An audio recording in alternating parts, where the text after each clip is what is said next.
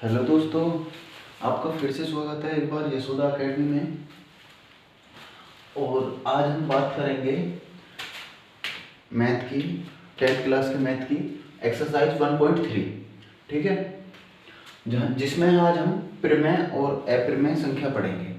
तो मैं पहले आपको बता दूं क्वेश्चन कराने से पहले कि प्रमेय संख्या होती क्या है। प्रमेय संख्या वह संख्या होती है जिनको हम P/Q के रूप में लिख सकते हैं, जहाँ Q बराबर 0 नहीं होना चाहिए। मतलब ये जो Q का मान है इसके ये 0 नहीं होना चाहिए। ठीक है, कैसे P/Q के रूप में? कैसे? जैसे 1/2, 2/3, 3/4, 5/4, 6/7, 3/5, 2, 3। ये भी तो प्रमेय है, ये P/Q के रूप में, क्योंकि इनके नीचे हम 1 लगा सकते हैं, 1 लगा सकते हैं इनके सबके नीचे। ठीक है, तो ये सारी हमारी किसके रूप में है? P/Q के रूप में। तो ये क्या कहलाती है? हमारी प्रमेय संख्या। अच्छा, प्रमेय संख्या की और दूसरी क्या पहचान है? जैसे कि आप बोलोगे कि हम तो एक तो किसी के नीचे भी लगा सकते हैं, तो प्रमेय संख्या की दूसरी एक पहचान है, आप इस वाली इनमें से किसी भी संख्या को जिसको आप प्रमेय संख्या मान रहे हो, यदि उसका मान निकालोगे, या तो उसका मान निकालने पे उसका जो मान आएगा वो शांत हो जाएगा या फिर वो रिपीट होना चालू हो जाएगा। कैसे? जैसे मैं इसका मान निकालूँ 1/2 का, तो जब मैं इसका मान निकालूंगा 2 से 1 में डिवाइड करूंगा तो नहीं जाएगा, पॉइंट लगा लूंगा 0 लगाकर, तो पॉइंट लगाने के बाद ये 10 हो जाएगा, तो 2 पंजे 10। ठीक है, ये शांत हो गया। इसको बोलते हैं, जहां मान रुक जाए उसको बोलते हैं शांत हो गया।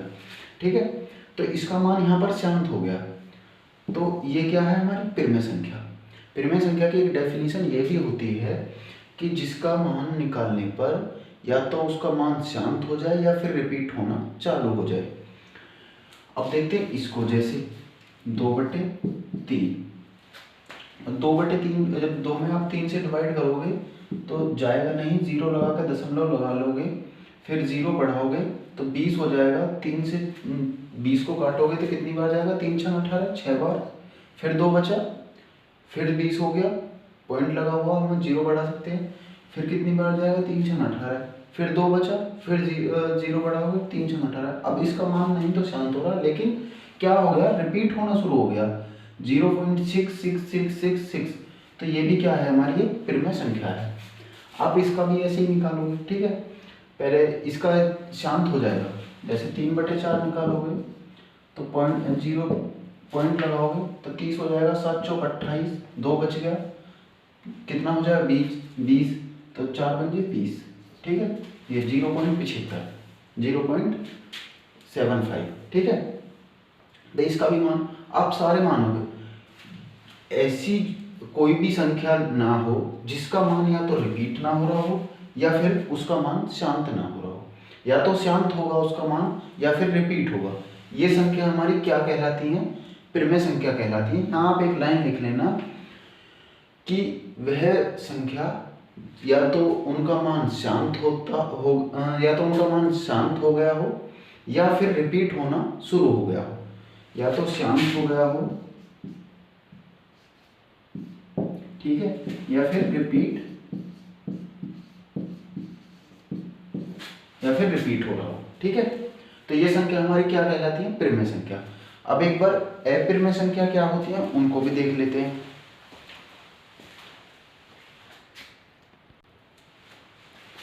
चलिए देखते हैं अपरिमेय संख्या। आपका टाइम ज़्यादा वेस्ट ना हो इस वजह से मैंने लिख लिया है सब कुछ। ठीक है, तो अपरिमेय संख्या कौन सी होती है? वह संख्या जो P/Q के रूप में ना लिखी जा सकती हो, और जो संख्या न तो शांत हो और न ही उनका मान रिपीट हो। ना तो उनका मान शांत होगा कभी भी, ठीक है, और ना ही उनका मान रिपीट होगा। कौन सी संख्या होती है? जैसे √2, √3, √5, √8। ठीक है, ऐसी जितनी भी हमारी संख्या होती है वो सारी अभाज्य संख्या कहलाती हैं। ठीक है, सॉरी, अभाज्य नहीं, अपरिमेय संख्या कहलाती हैं। अब आप बोलोगे कि मैं तो इसके नीचे 1 लगा सकता हूँ, इसके भी नीचे 1 लगा सकते हैं हम, इसके भी नीचे 1 लगा सकते हैं। ठीक है, लेकिन आप 1 कैसे लगा सकते हो? जब इसका मान आप निकालोगे तो इसका मान 1.414 ऐसे कुछ करके निकलता चला जाएगा। तो जब इसके नीचे 1 लगाओगे और दशमलव हटाओगे तो कितनी जीरो लगाओगे, आपको क्या पता कि मुझको कितनी जीरो लगानी है, कहाँ जाके इसका मान शांत हो रहा है, कहाँ ये रिपीट हो रहा है, कहाँ मैं इसको छोड़ूं, जिसका मान हम ना निकाल सकते हूँ, ठीक है, तो वो संख्या कौन सी है, अपरिमेय संख्या। ठीक है, अब हम चलते हैं सीधे क्वेश्चन की तरफ। ये हो गई हमारी परिमेय और अपरिमेय संख्या। अब हम सीधा क्वेश्चन की तरफ चलते हैं। हमारे इस चैप्टर में 3 क्वेश्चन दिए हुए हैं, तीनों क्वेश्चनों को कंप्लीट करेंगे। ठीक है, चलो क्वेश्चन देखते हैं।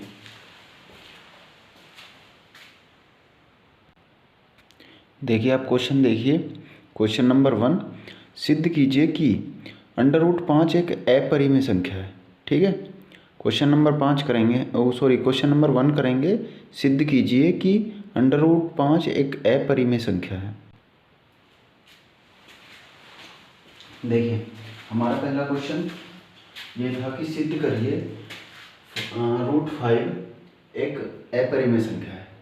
तो हम इसका उल्टा मान लेंगे, इसका विपरीत हम मान के चलेंगे कि √5 एक परिमेय संख्या है। ठीक है, तो जब हमने √5 एक परिमेय संख्या माना है, तो परिमेय संख्या P/Q के रूप में होती है। ठीक है, तो क्या मैं इसके बराबर P/Q रख दूं, जहां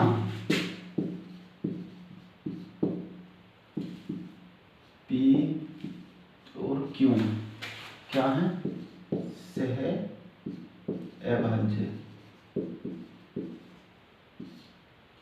सहभाज्य है। जहां हमारे P Q क्या है, सहभाज्य है, तो मतलब ये किसी से कटेंगे नहीं, P और Q किसी से विभाजित नहीं होंगे, और इनका HCF क्या आएगा, जो संख्या हमारी जो अभाज्य संख्या होती है उनका HCF होता है,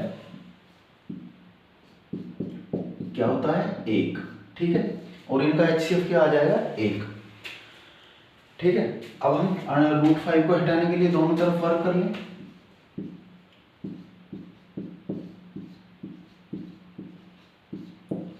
दोनों तरफ वर्क करने पर, ठीक है, तो √5 का स्क्वायर और P/Q का स्क्वायर। ठीक है, √5 का स्क्वायर क्या हो जाएगा, 5, और ये क्या हो जाएगा, P²/Q²। मैं Q स्क्वायर को इधर ला सकता हूं,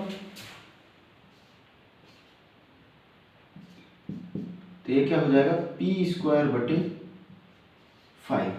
ठीक है, अब देखिए यहां में एक छोटी सी एक बात समझने की कोशिश करेंगे। हमने क्या माना था, ये एक परिमेय संख्या है, और परिमेय संख्या P/Q के रूप में होती है। Q और P और Q क्या है, सहभाज्य, जो किसी से कटते नहीं। लेकिन यहाँ क्या हो गया, यहाँ P² को 5 से डिवाइड किया और उसका जो मान निकल के आया वो Q² के बराबर आ गया। ठीक है, या Q² आ गया, तो यहाँ तो डिवाइड हो गया, तो हम यहाँ लिख देंगे, अतः P² 5 से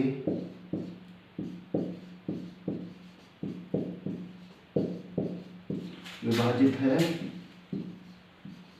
तथा P भी 5 से विभाजित होगा।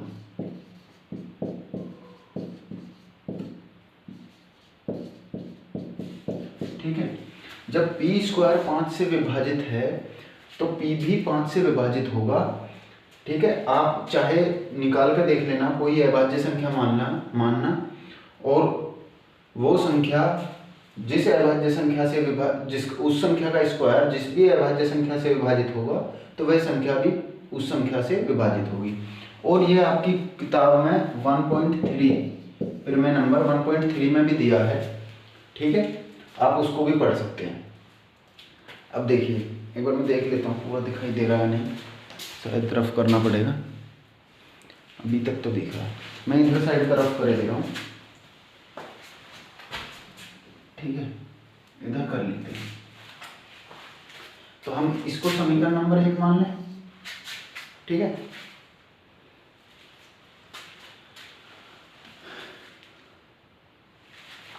इसे भी रद्द कर देता हूँ, मैं इसको देता हूँ।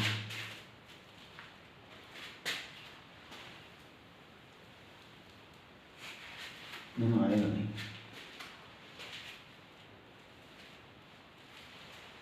अब देखिए ये क्या कह रहा है, पी स्क्वायर जब 5 से विभाजित है तो पी भी 5 से विभाजित होगा। मान लीजिए पी 5 से विभाजित है, ठीक है, ये बात तो होगी। तो जब पी स्क्वायर 5 से विभाजित है तो क्यू स्क्वायर आ रहा, तो जब पी भी 5 पी को 5 विभाजित करेगा तो इसका भी कुछ मान निकल के आएगा। मान लीजिए वो मान आर आ गया, ठीक है, मान लीजिए आप वो मान आर आ गया, ठीक है।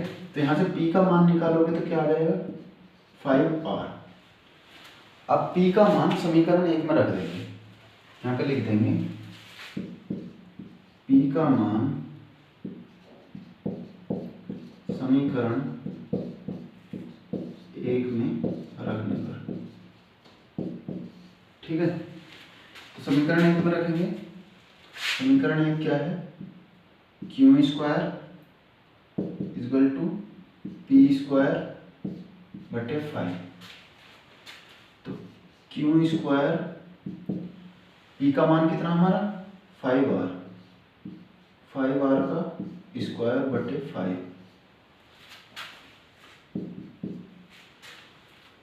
तो क्यू स्क्वायर बराबर क्या हो जाएगा 25r स्क्वायर बटे 5। अब इसको 5 से डिवाइड करेंगे तो क्या आ जाएगा 5, ठीक है। मैं एक बार इसको रफ कर देता हूँ, ठीक है, 5 आ गया।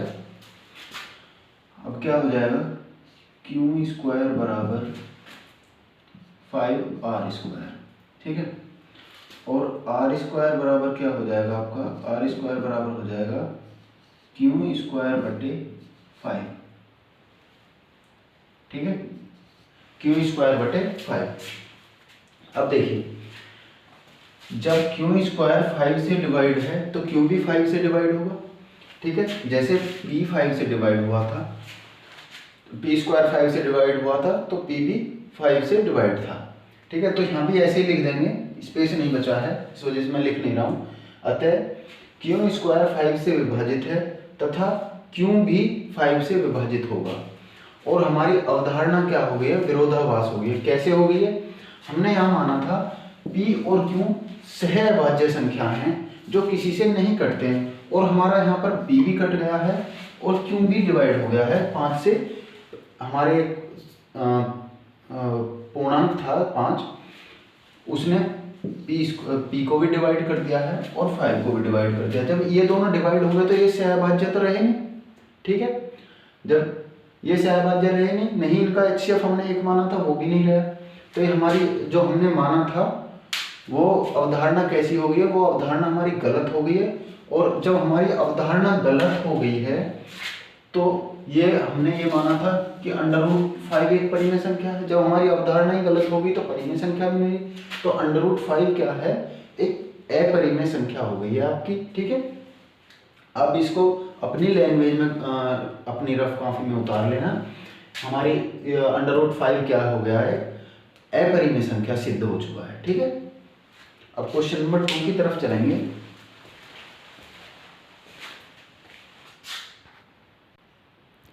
देखिए क्वेश्चन नंबर 2 देखिए, सिद्ध कीजिए कि 3 + 2√5 एक अपरिमेय संख्या है। हमें सिद्ध करना है 3 + 2√5 एक अपरिमेय संख्या है, ठीक है। चलो देखते हैं।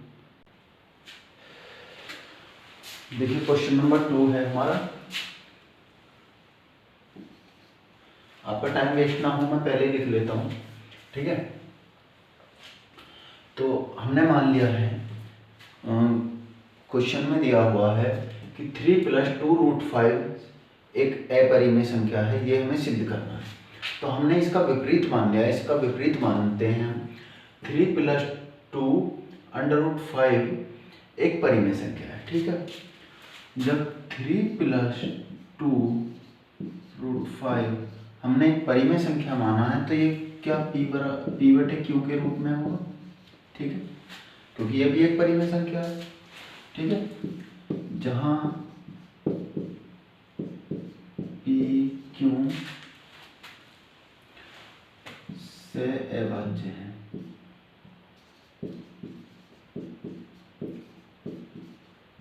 ठीक है, और क्यू बराबर 0 नहीं होगा, इनका HCF जो है वो 1 होगा। HCF बराबर क्या होगा? 1। ठीक है, अब देखिए, जहां हमारे P और Q क्या है? से अभाज्य है। ठीक है, अब देखिए, जैसे हम जानते हैं, हमें पता है 3 क्या है? एक परिमेय संख्या, और ये भी क्या है? हमारी एक परिमेय संख्या। तो मैं परिमेय संख्या इसको उधर लेके जा सकता हूँ, तो यहाँ क्या बचेगा? 2√5 इक्वल टू P/Q। इधर प्लस में था तो इधर आके क्या हो जाएगा? माइनस में। ठीक है, अब देखिए 2√5 इसकी मल्टीप्लाई इसमें करोगे तो क्या हो जाएगा? P-3Q बट्टे क्या हो जाएगा? Q।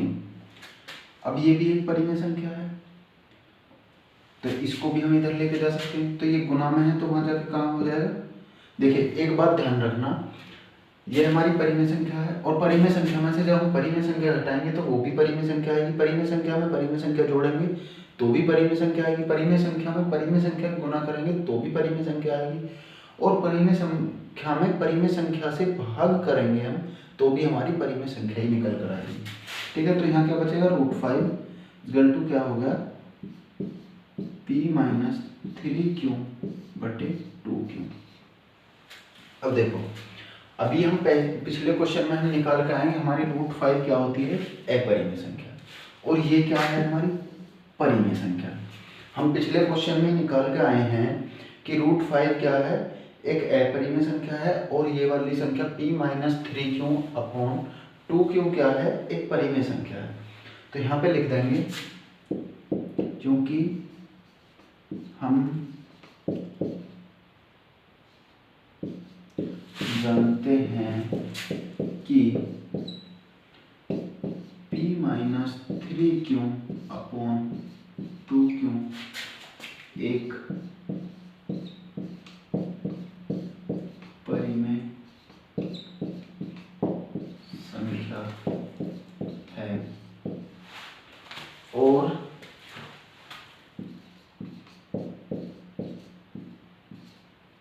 √5 एक दिखाई दे रहा है? एक बार देख लेता हूँ, पूरा दिखाई दे रहा है? हाँ, दिखाई दे रहा है। ठीक है, √5 क्या है? एक अपरिमेय संख्या।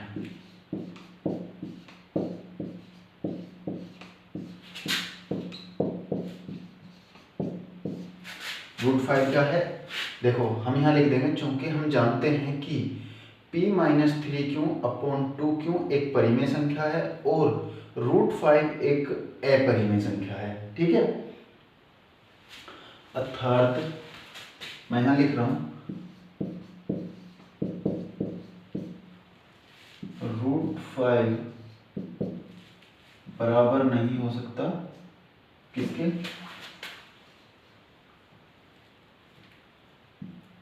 P-3Q अपॉन 2Q के।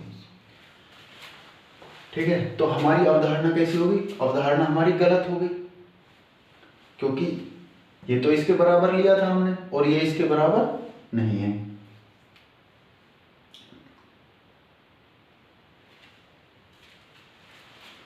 तो हमारी अवधारणा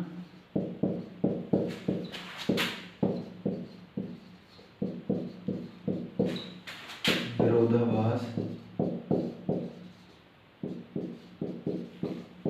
प्रकट हुई।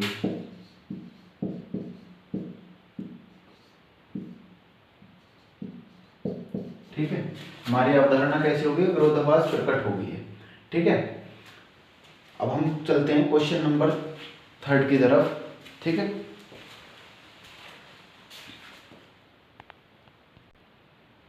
देखिए क्वेश्चन नंबर 3 देखिए, सिद्ध कीजिए कि निम्नलिखित संख्याएं अपरिमेय हैं। तो हमारा फर्स्ट पार्ट दिया हुआ 1/√2 और सेकंड पार्ट दिया हुआ है 7√5 और थर्ड पार्ट दिया हुआ है 6 + √2। ठीक है, हम पहले फर्स्ट पार्ट को सोल्व करेंगे 1/√2। देखिए हमने इसका विपरीत मान लिया है, 1/√2 एक परिमेय संख्या है। ठीक है, 1/√2 जब एक परिमेय संख्या है तो क्या P/Q के रूप में होगी। ठीक है, जहाँ P Q क्या होंगे, सहभाज्य।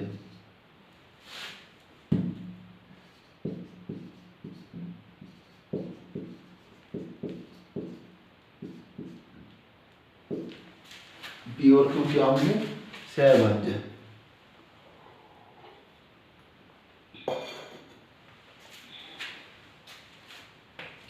ठीक है, और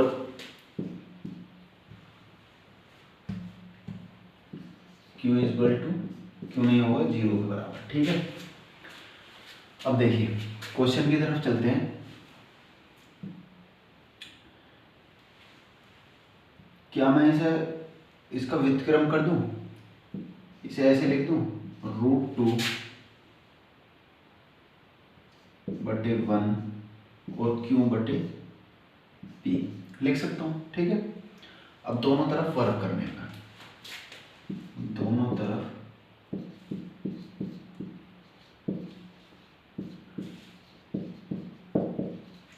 ठीक है, हमेशा ऐसे लिख सकते हैं। अब दोनों तरफ वर्क करेंगे तो √2 का वर्ग और Q² Q/P का स्क्वायर। ठीक है, जब मैं इसका वर्क करूंगा तो क्या निकल के आएगा, 2। ठीक है, और ये क्या आ जाएगा, Q² बटे P²। ठीक, अब देखिए जब मैं P² का मान निकालूंगा तो क्या आ जाएगा, Q² बटे 2। जब मैं P को इधर लेके आऊंगा तो क्या हो जाएगा, 2P²। ठीक है, और फिर 2 को इधर लेके जाऊंगा तो क्या हो जाएगा, Q²/2। तो देखिए अब हम यहाँ लिख देंगे, अतः Q² 2 से विभाजित है, Q² 2 से विभाजित है तथा QB 2 से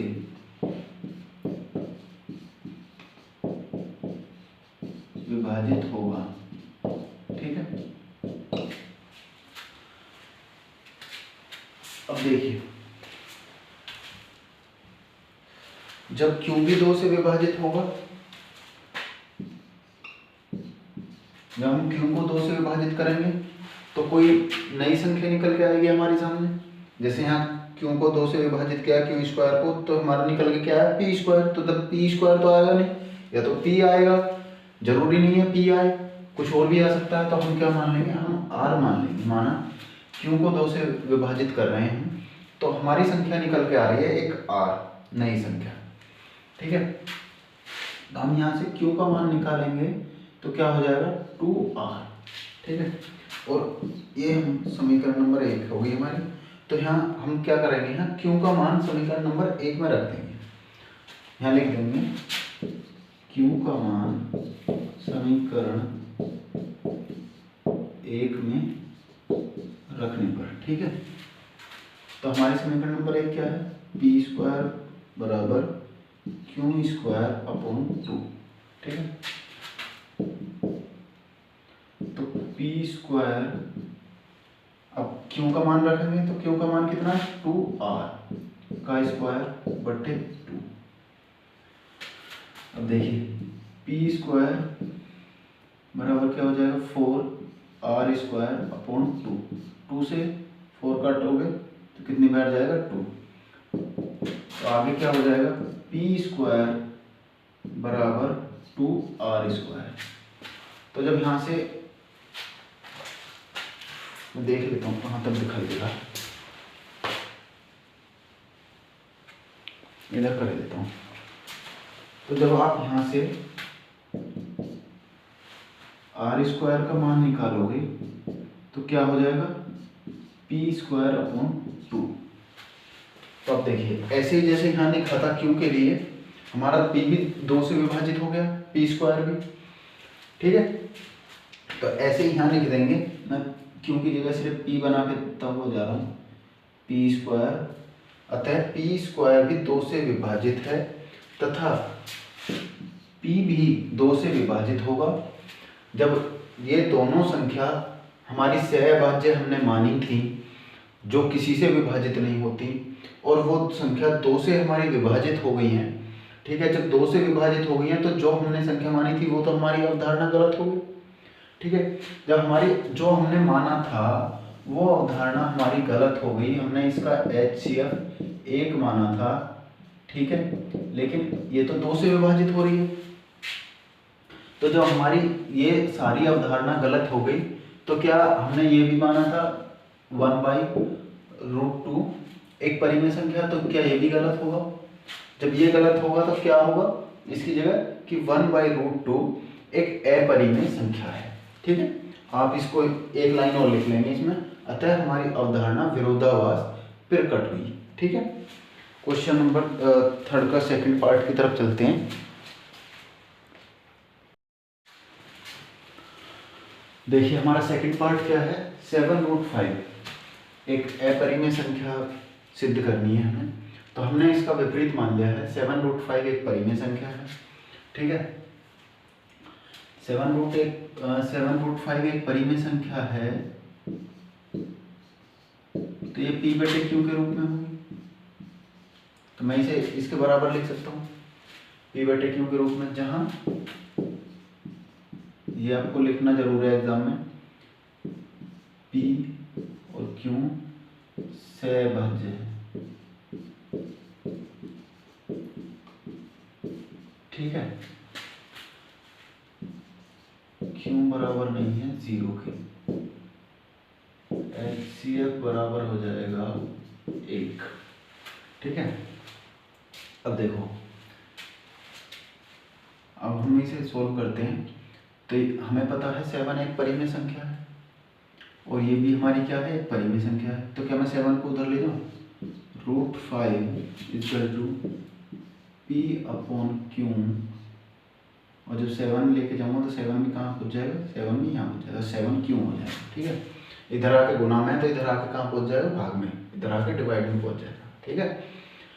अब देखो ये हमारी एक परिमेय संख्या थी और ये भी एक परिमेय संख्या। जब परिमेय संख्या से मैं परिमेय संख्या से भाग देखते हैं तो निकल के क्या आती है, वो भी परिमेय संख्या ही निकल के आती है। तो हम यहाँ लिख देंगे, क्योंकि हम जानते हैं कि p/7q एक परिमेय संख्या है तथा √5 एक अपरिमेय संख्या है। क्योंकि हम √5 को पहले भी सिद्ध कर चुके हैं, √5 क्या है, हमारी एक अपरिमेय संख्या है, ठीक है। अब अगर हमारी अवधारणा कैसी होगी, विरोधाभास। हमारी अवधारणा कैसी प्रकट होगी, विरोधाभास। तो हम इसे यहाँ लिख देंगे, अर्थात √5, देखो कभी भी परिमेय संख्या और अपरिमेय संख्या आपस में बराबर नहीं हो सकती। तो ये क्या हमारी परिमेय संख्या और ये क्या है, अपरिमेय संख्या, तो ये आपस में बराबर नहीं हो सकती, ये बराबर नहीं हो सकती p/7q के, ठीक है। तो हमारी यहाँ क्या हो गई है, अवधारणा विरोधाभास प्रकट हो गई है। हमारी अवधारणा कैसी हो गई है, विरोधाभास प्रकट हो गई है। अच्छा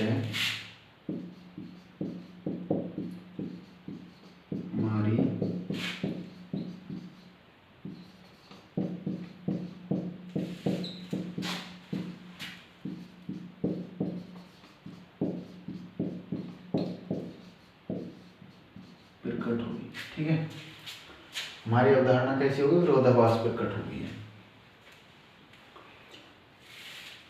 अब क्वेश्चन नंबर अगला देखते हैं। तो ये 7√5 क्या है? एक अपरिमेय संख्या है। ये सिद्ध हो गया जब हमारी अवधारणा ही विरोधाभास प्रकट हो गई है।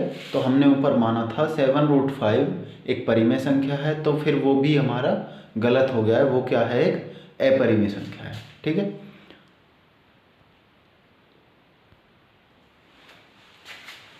देखिए हमारा लास्ट क्वेश्चन का लास्ट पार्ट दिया हुआ है। 6 प्लस √2 एक अपरिमेय संख्या है, ये सिद्ध करवा रहा था हमसे। तो हमने मान लिया है 6 प्लस √2 एक परिमेय संख्या है, ये हमने माना है। ठीक है, क्वेश्चन ने तो ये एक अपरिमेय संख्या बोला है कि ये एक अपरिमेय संख्या है, आप इसको सिद्ध करो। ठीक है, लेकिन हमने मान लिया है ये एक परिमेय संख्या, हमने इसका उल्टा विपरीत मान लिया है। ठीक है, तो जब हमने माना है 6 प्लस √2 एक परिमेय संख्या है। ठीक है, तो जब ये एक परिमेय संख्या तो p बटे q के रूप में होती है। ठीक है, तो जब ये p बटे q के रूप में होती है तो p और q क्या होते हैं?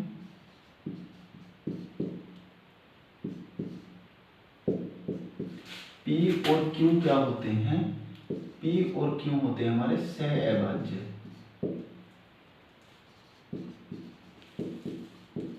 ठीक है, p और q क्या होते हैं? हमारे सहअभाज्य। q बराबर 0 तो हो नहीं सकता बिल्कुल भी। ठीक है, q बराबर कुछ भी हो सकता है पर 0 नहीं हो सकता। कुछ भी मतलब कोई भी पूर्णांक हो सकता है। ठीक है, अब देखिए 6 प्लस √2 बराबर p बटे q। ठीक है, अब देखिए हमको पता है ये एक परिमेय संख्या और ये भी क्या है? हमारी पूरी एक परिमेय संख्या। तो इसको मैं उधर ले जा सकता हूँ। √2 बराबर क्या हो जाएगा? p बटे q माइनस के 6। इधर प्लस का था, उधर जाके क्या हो जाएगा? माइनस का। ठीक है, √2 बराबर क्या हो जाएगा? p माइनस इसके नीचे एक मान लेंगे तो एलसीएम लेंगे q। तो जब q इससे डिवाइड करेंगे 1 से तो कितनी बार जाएगा? 6q। ठीक है, तो ये आ गया। अब देखिए जब मैं पहले भी बता चुका हूँ आपको पिछले क्वेश्चन में कि जब परिमेय संख्या में से परिमेय संख्या घटाते हैं तो वो भी क्या निकल के आती है? परिमेय संख्या। तो ये भी हमारी क्या होगी? परिमेय संख्या। और √2 हम अभी पिछले क्वेश्चन में सिद्ध कर चुके हैं कि ये तो एक परिमेय संख्या है। ठीक है, तो हम यहाँ पे लिख देंगे क्योंकि हम जानते हैं कि p माइनस 6q बटे q एक परिमेय संख्या है।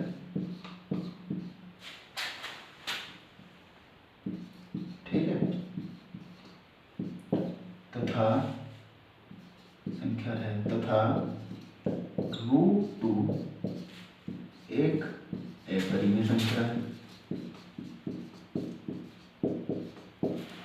√2 क्या है? एक अपरिमेय संख्या है, क्योंकि हम अभी पिछले क्वेश्चन में सॉल्व कर चुके हैं। पिछले क्वेश्चन में हमने सिद्ध करी थी √2 क्या थी? एक अपरिमेय संख्या थी। अब देखिए तो हमारी अवधारणा कैसी होगी? विरोधाभास प्रकट होगी। क्यों? हमने तो √2 बराबर लिख रखा है, मतलब आ रहा है हमारा p माइनस 6q बटे q, लेकिन परिमेय संख्या के बराबर अपरिमेय संख्या के बराबर परिमेय संख्या नहीं हो सकती कभी भी। परिमेय संख्या आपस में बराबर हो सकती है, पर अपरिमेय संख्या और परिमेय संख्या बराबर नहीं हो सकती। तो हमारी ये अवधारणा कैसी होगी? है √2 बराबर नहीं हो सकता p माइनस 6q बटे 6q। ठीक है, तो हमारी अवधारणा कैसी होगी? विरोधाभास प्रकट हो गई है। ठीक है, तो दोस्तों हमारी ये 1.3 एक्सरसाइज कंप्लीट हो चुकी है। अब हम अगली वीडियो में मिलेंगे 1.4 के साथ। ठीक है, तब तक के लिए मेरा आपको प्रणाम। और वीडियो अच्छी लगी हो तो वीडियो को लाइक और शेयर करना ना भूलें बिल्कुल भी। ठीक है।